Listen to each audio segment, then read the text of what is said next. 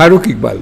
আচ্ছা, এই ফারুক ইকবাল আবুজর গিফারি কলেজ মৌচাকের কাছে সংলগ্ন, সেইখানের কলেজ ইউনিয়নের সেক্রেটারি জেনারেল ছিলেন, নট ছাত্রদল ছাত্রলীগ, তন্ত্র ছাত্রদল ছিলই না। আচ্ছা, এই ছেলেটি আপনার এগিয়ে গেল পুলিশদের বলতে ছাত্রদের উপর গুলি করো না, তাকে ওখানেই কিন্তু মারা হলো, মৌচাকে ওই মোড়টাতে, যেখান থেকে একদিকে রাজারবাগ, একদিকে বাংলা মোটর, আরেকদিকে রামপুরের রাস্তা গেছে, ওখানে 3 কোনা পার্কের মতো আছে, ওইখানে গুলি করে মারলো। উনি কিন্তু দ্বিতীয় ব্যক্তি, তৃতীয় হচ্ছে সাইদ। আচ্ছা, এই যে ফারুক ইকবালের কবর কিন্তু ছিল ওখানে অনেক দিন, আওয়ামী লীগে সেই কবর তুলে ফেললো।